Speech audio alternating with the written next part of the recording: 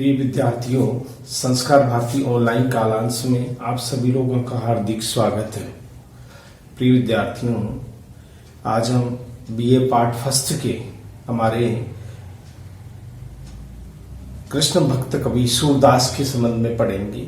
कवि सूरदास जो कृष्ण भक्त कवि के रूप में जाने जाते हैं। सूर का काव्य हिंदी साहित्य में अपने आप में अनूठा है। उन्होंने कृष्ण भक्ति को जिस घर पर पहुंचाया है वह अपने आप में अतुलनीय है। हिंदी साहित्य में कृष्ण भक्त कवि के रूप में अपना महत्वपूर्ण स्थान रखने वाले वात्सल्य सम्राट और ब्रज भाषा के महान कवि सूरदास, जिनका हम आज क्वेश्चन हल करेंगे। और हमारा क्वेश्चन है सूरदास की काव्य सौंदर्य पर वे अपने विचार उदाहरण सहित उल्लेख कीजिए। यानी इसमें भाव पक्ष और कला पक्ष को लेकर के हमें संपूर्ण काव्य सौंदर्य पर विचार करना है। किस तरह से कवि सूरदास ने अपने भाव सौंदर्य को आकर्षक और मनोरम बनाया कि वह पाठकों के लिए या हमारे लिए उपयोगी हो सका। कला पक्ष की दृष्टि से भाषा, शैली, छंद, अलंकार, जितने भी काव्यगत विशेषताएं वो हम इनके काव्य में देख सकते हैं। सूर भक्त कवि के रूप में जाने जाते हैं, कृष्ण भक्त कवि, और साथ ही साथ इन्होंने श्रृंगार की संयोग श्रृंगार और वियोग श्रृंगार का जो काव्य में अनूठा वर्णन किया है वो भी अपने आप में अनूठा है। तो आज हम सूरदास की इसी रचना पर यानी कि उनके काव्य सौंदर्य पर विचार करते हैं।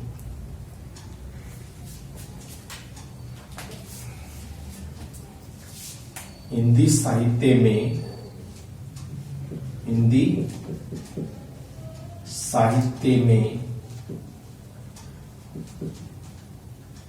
भक्ति काल में कृष्ण भक्त कवियों के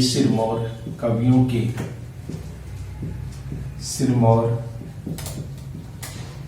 यानी सबसे श्रेष्ठ कवि, कृष्ण भक्तियों के सिरमौर वात्सल्य सम्राट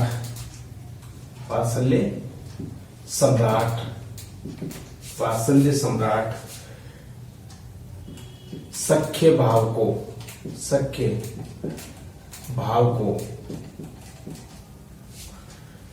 भक्ति के रूप में साहित्य में पहचान देने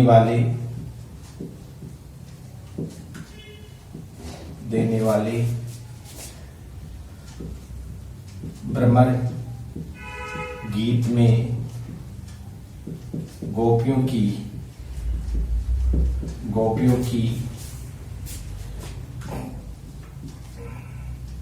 विरह वेदना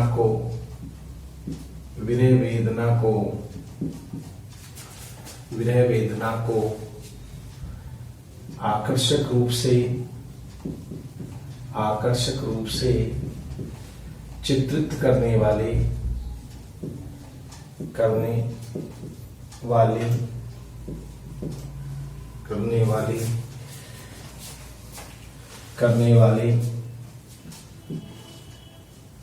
सूर सागर महाकाव्य के रचनाकार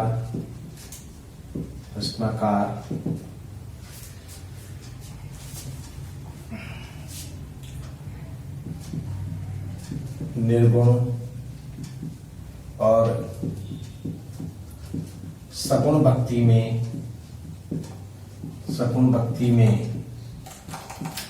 सूक्ष्म अंतर को दर्शाने वाले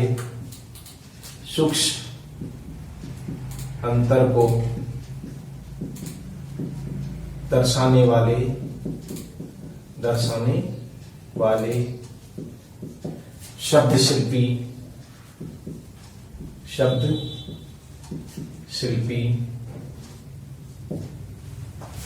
शिल्पी मातृ हृदय के पारखी, मातृ हृदय के पारखी यानी माता के हृदय को समझने वाले, मातृ हृदय के पारखी, मातृ हृदय के पारखी काव्य में एकनिष्ठ प्रेम की अनुभूति कराने वाले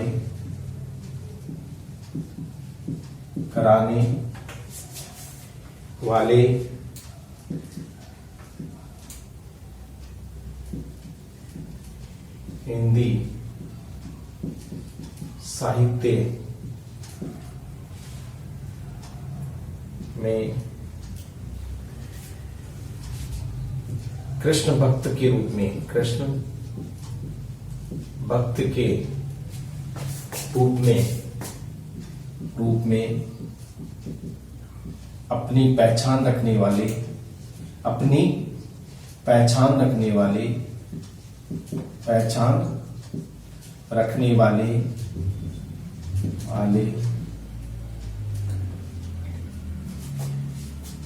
कवि सूरदास है।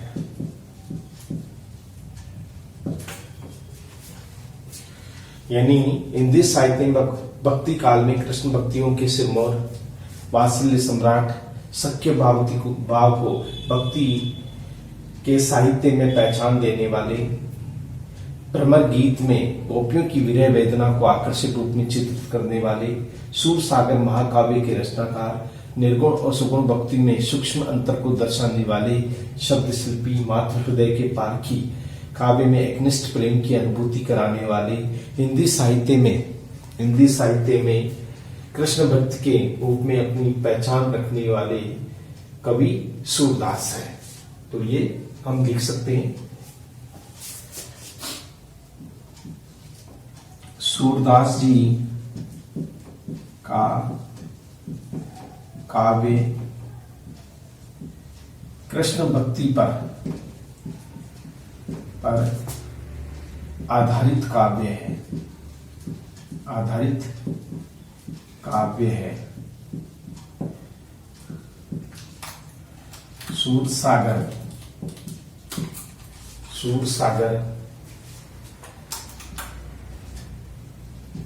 सूरदास का एक महाकाव्य है।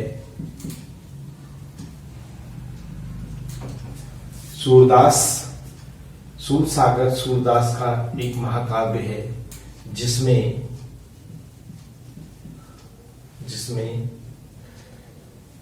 संपूर्ण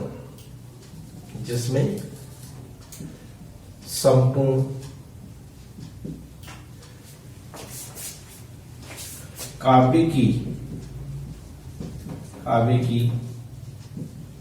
विशेषताओं को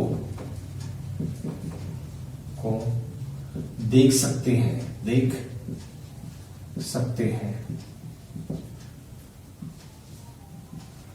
पुष्टि मार्ग की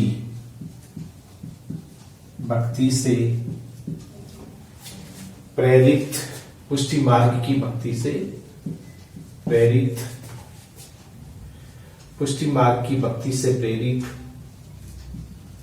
वल्लभाचार्य के महान शिष्य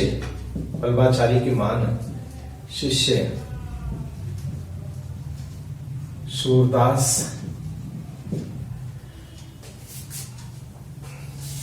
वल्लभाचार्य के महान शिष्य सूरदास का काव्य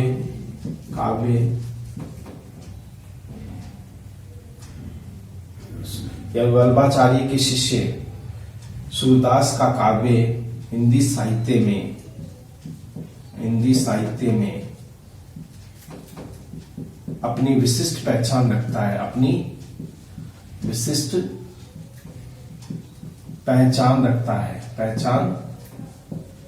है, अर्थात वल्लभाचार्य के महान शिष्य और महान शिष्य सूरदास का काव्य हिंदी साहित्य में अपनी विशिष्ट पहचान रखता है।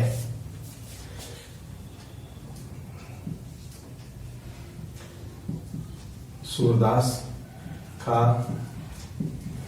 काव्य भाव पक्ष व कला पक्ष की दृष्टि से, कला पक्ष की दृष्टि से सफल काव्य कहा जा सकता है। यानी कि सूरदास का काव्य भाव पक्ष और कला पक्ष की दृष्टि से सफल काव्य कहा जाता है। दृष्टि से सफल काव्य कहा जा सकता है। सूर ने अपने काव्य में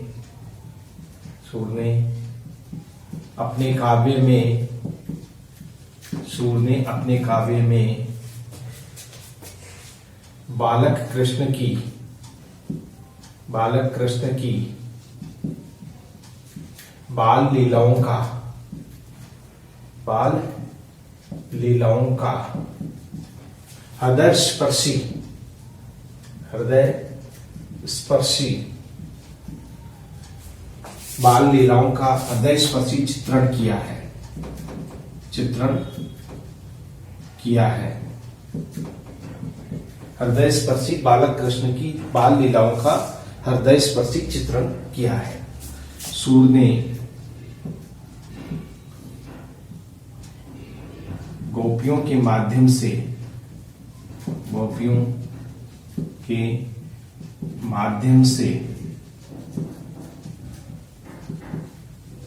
विरह का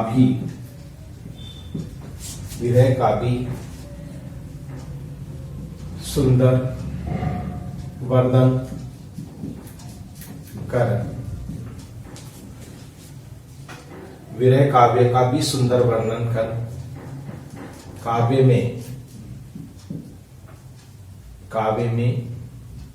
सुंदर वर्णन कर काव्य में रोचकता ला दी है। यानी कि गोपियों के माध्यम से विरह का भी सुंदर वर्णन कर काव्य में रोचकता ला दी है। सूरदास की काव्य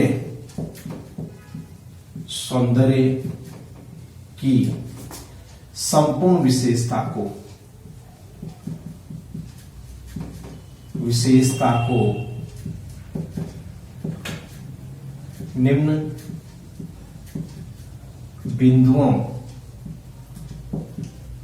बिंदुओं के आधार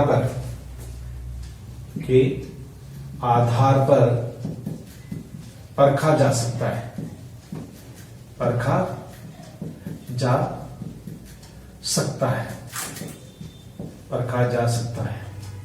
अर्थात जो भी उनमें भाव पक्ष में जो चीज उन्होंने रखी है उसके लिए, यानी बालपन से लेकर के सूर सागर जो है वो तो भक्ति का लहराता हुआ एक सागर के समान है, किंतु सूरदास ने कौन कौन सी ऐसी विशेषताएं हैं जो भाव पक्ष के रूप में हम देख सकते हैं। क्योंकि बहुत लंबा चौड़ा इनका एक महाकाव्य है सूर सागर, सूर सारावली और साहित्य लहरी।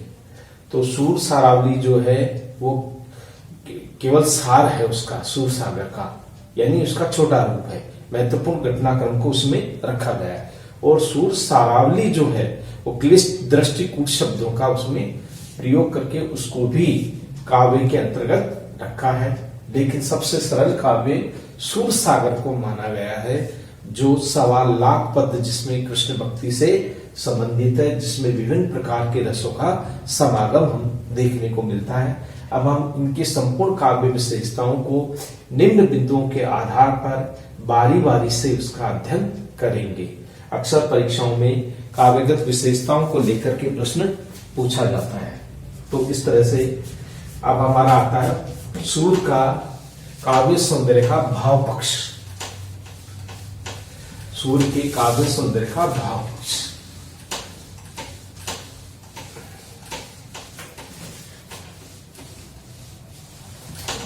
तो ये सभी जो है विशेषताएं सूरदास की कही जा सकती है।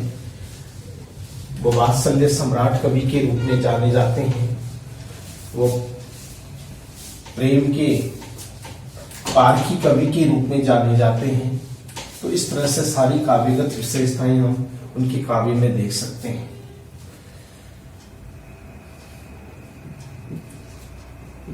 सूर के काव्य का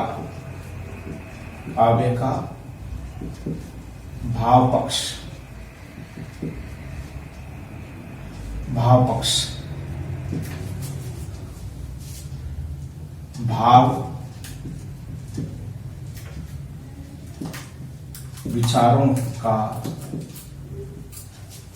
भाव विचारों का आधार होता है कवि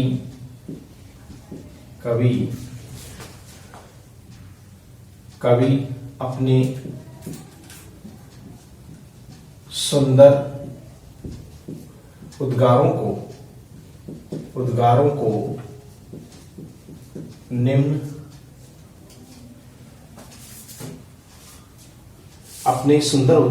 निम्न रूप में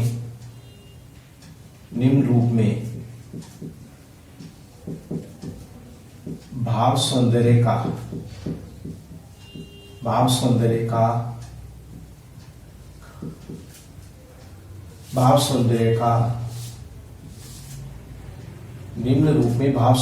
को आधार प्रदान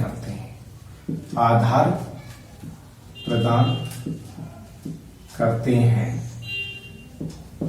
तो अब हम लिखेंगे सूर का भाव पक्ष में सबसे पहला आता है भक्ति भावना का स्वरूप। भक्ति भावना का स्वरूप, भाव पक्ष का स्वरूप, भक्ति भावना का स्वरूप। सूर की भक्ति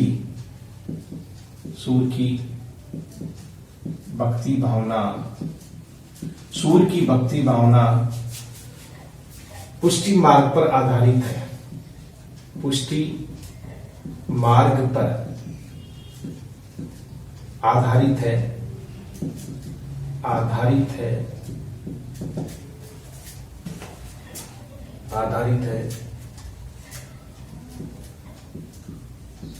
पुष्टि मार्ग में भगवान का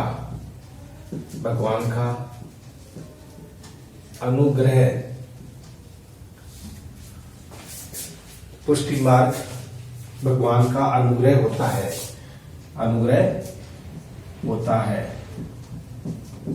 ना। पुष्टि मार्ग में भगवान का अनुग्रह यानी आशीर्वाद। कवि सूर ने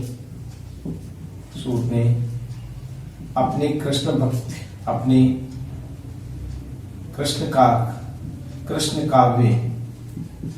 काव्य भक्ति में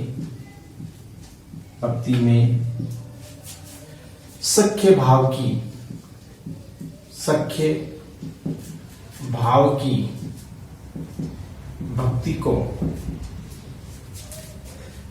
भाव की भक्ति को महत्वपूर्ण माना है। बालक कृष्ण के बाल रूप से युवा अवस्था तक की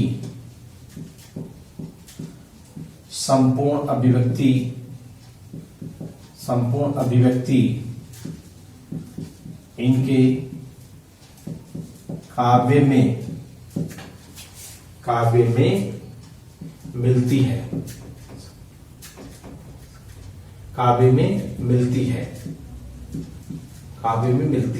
यानी कि बालकृष्ण के बाल रूप से युवावस्था तक की संपूर्ण काव्य की इसमें अवस्था में मिलती है। सूर ने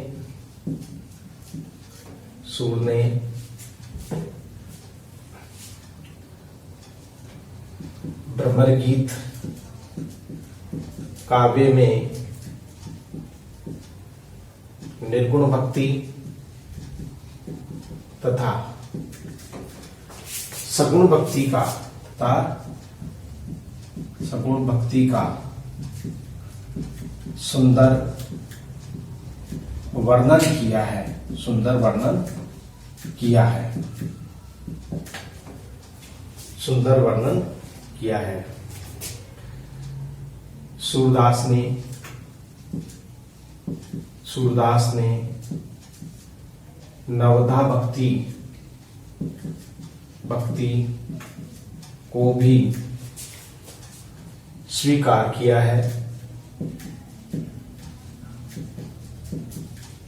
जिसमें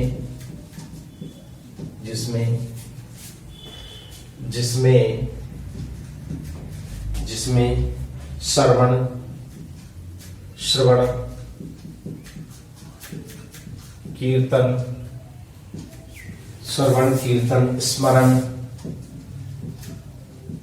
चरण वंदन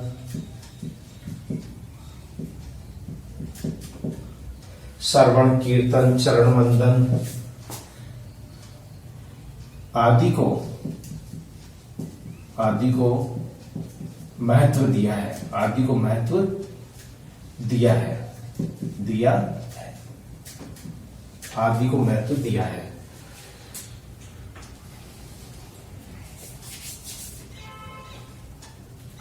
सूर्य की भक्ति का प्रारंभिक रूप दैन्य भाव में मिलता है, दैन्य भाव के रूप में मिलता है, किंतु वल्लभाचार्य के संपर्क में आने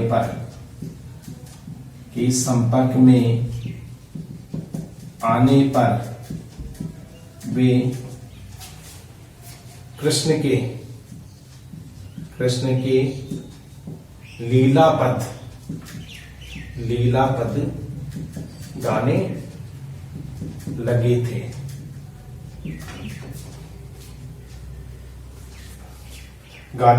थे। इसका उदाहरण है, देखिए, लीलापद के, जिसमें हम उनके दैन्य भाव की अनुभूति, अवगत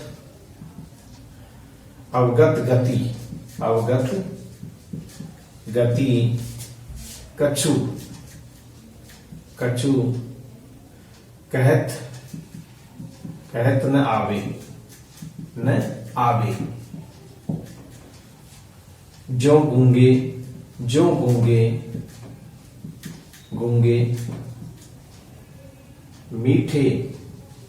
जो गूंगे मीठे फल को रस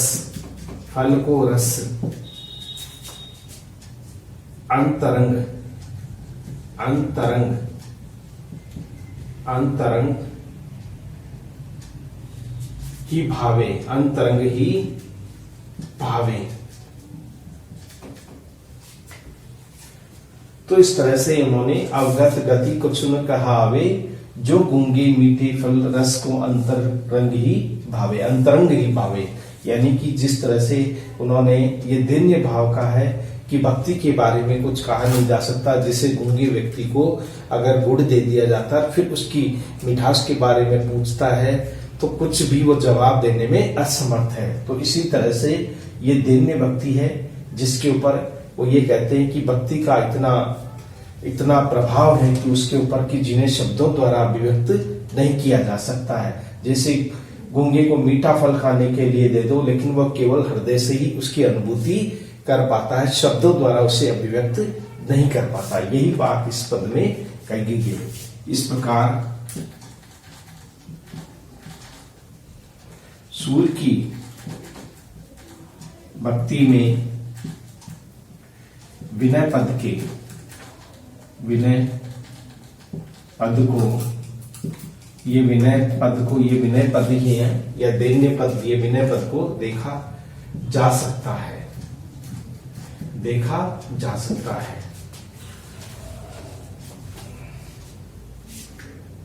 देखा जा सकता है।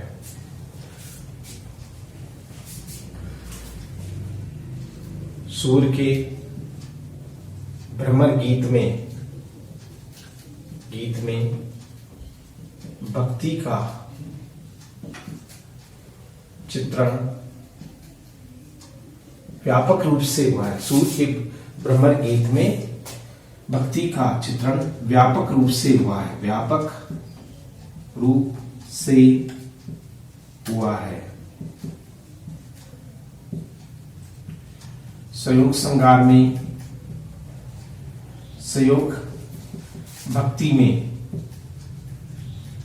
में कवि ने आकर्षक वर्णन किया है, आकर्षक वर्णन किया है। इसका उदाहरण देखिए, व्यापक रूप से वह संयोग भक्ति का कवि ने आकर्षक वर्णन किया है। यह भक्ति का ही एक रूप है जो सगुण भक्ति को बताता है। रूप रेख गुण जाति ये उदाहरण है। जाति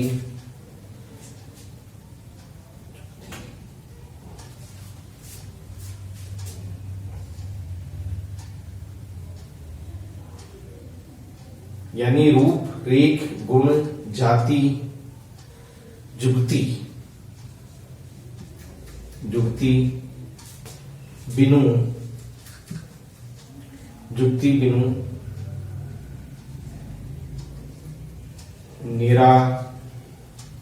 निरातप मन चकित भावे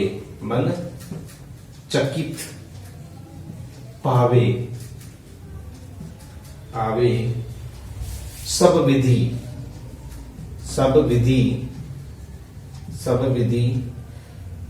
भ्रम अगम सब विधि अगम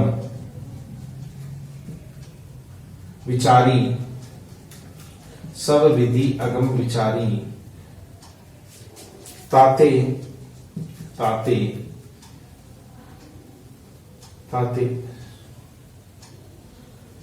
सूर सगुण लीलापद गावे। तो इस प्रकार से यह सगुण भक्ति का एक रूप है। रूप रेख गुण जात जुक्ति बिनु निरातप मन चकित भावे, इस सब विधि अगम विचारी ताते सूर सगुण लीलापद गावे। सगुण लीलापद गावे यानी सगुण के लीला पदों का उल्लेख उन्होंने कहा है। रूप गुण उनके रूप सौंदर्य का जो चित्रण किया है वो अपने आप में अनूठा है, जो इसमें हम देख सकते हैं।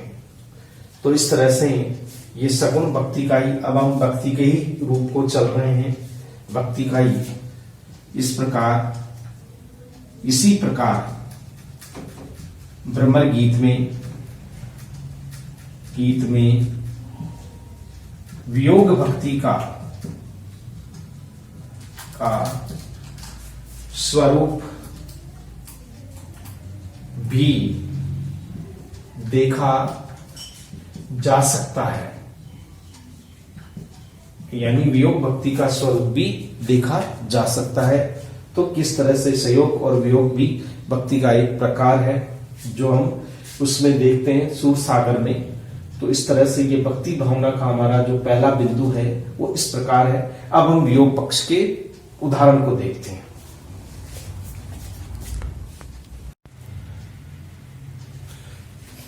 तो इस प्रकार हम ये वियोग पक्ष का उदाहरण हम देखते हैं। वियोग पक्ष को कवि भक्ति के रूप में उन्होंने किस रूप में हमारे सामने रखा है। तो ये भक्ति भावना का ये हमारा चल रहा है।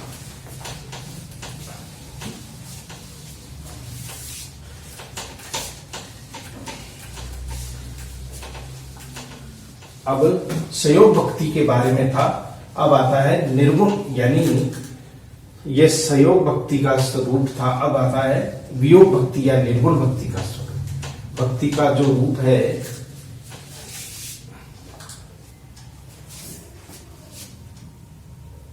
आता है, एक तो होती है सगुण भक्ति, सगुण भक्ति, और दूसरी थी निर्गुण भक्ति, निर्गुण भक्ति।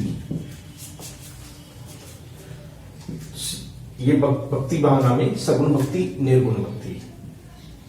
सूर ने निर्गुण भक्ति का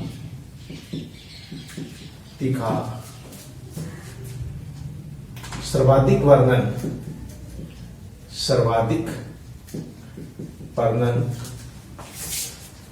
सूर सागर महाकाव्य में किया है,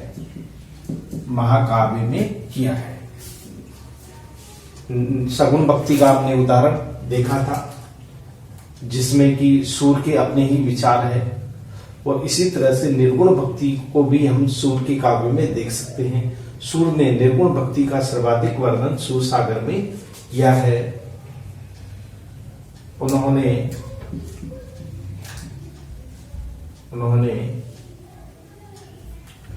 उद्धव को निर्गुण भक्ति के समर्थक, निर्गुण भक्ति के समर्थक रूप में सामने रखा है। निर्गुण भक्ति के समर्थक, उन्होंने उद्धव को निर्गुण भक्ति के समर्थक के रूप में सामने रखा है। गोपियां उद्धव पर निर्गुण भक्ति को लेकर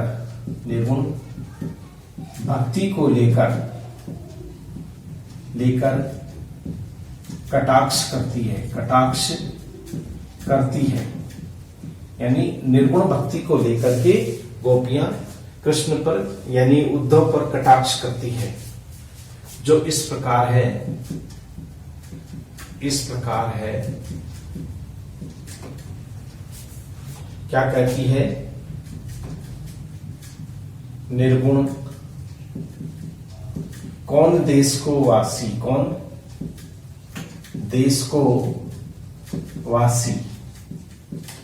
निर्गुण कौन देश को वासी, मधुकर, यानी यह उद्धव के लिए, मधुकर हंसी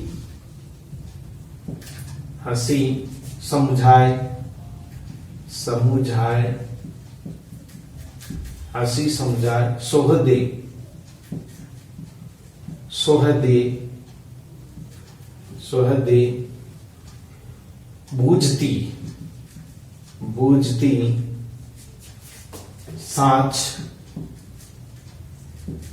बूझती साँच न हासी,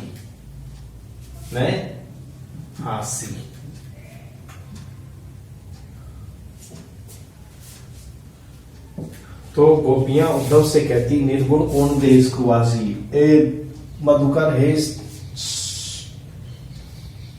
कौन, मधुकर हंसी समझाए सोहदे, बूझती साची न हंसी। कौन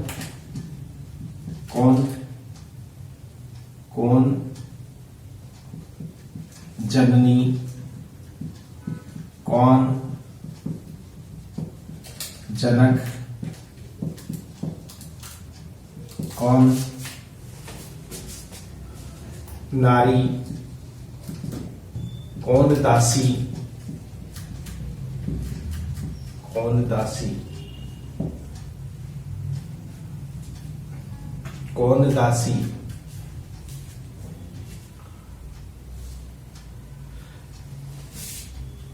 आदि।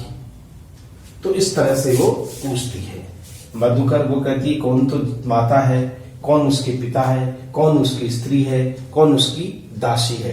तो वो उसके बारे में पूछना चाहती है, जो निर्गुण भक्ति के बारे में। इस प्रकार इन पदों में निर्गुण भक्ति का उल्लेख हुआ है।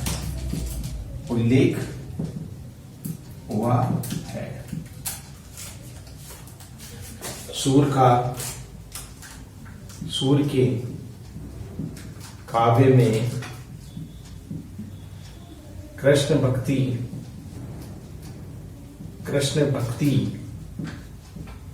के अनेक रूप, सूर के काव्य में कृष्ण भक्ति के अनेक रूप देखे जा सकते हैं।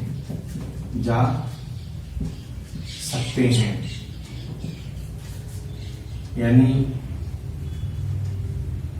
लीला रूप इनमें प्रमुख है। लीला रूप भक्त कवि के रूप में, भक्त कवि के रूप में, भक्त कवि के रूप में सूर का काव्य अनूठा है। सूर का काव्य अनूठा है। अगर हम भक्ति के काव्य के रूप में अगर उसे हम देखते हैं तो यहाँ पर जो निर्गुण है वो सगुण है, जो भक्ति है उसका रूप हमने पढ़ा कि किस तरह से सूर का जो भाव यानी भक्ति भावना है उसको हम इस तरह से शामिल कर सकते हैं। सूर ने बाल लीला का वर्णन भी किया है, तो वो भी इसी भक्ति का ही एक रूप है जो हम आगे इसके बारे में पढ़ेंगे। तो इस तरह से यह हमारा था भक्ति भावना का रूप। अब हमारा जो दूसरा बिंदु आता है यानी भाव पक्ष में, वो आता सूर के काव्य में श्रृंगार वर्णन। सूर के काव्य में श्रृंगार वर्णन।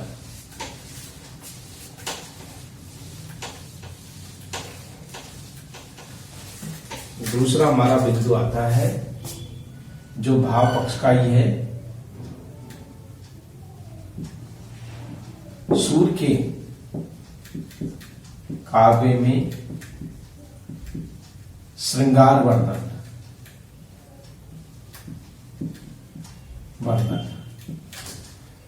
सूर के काव्य में श्रृंगार वर्णन। तो देखिए सूर का जो काव्य है उसमें जो श्रृंगार वर्णन किया है, श्रृंगार के दो पक्ष माने गए हैं, एक संयोग श्रृंगार और दूसरा वियोग श्रृंगार।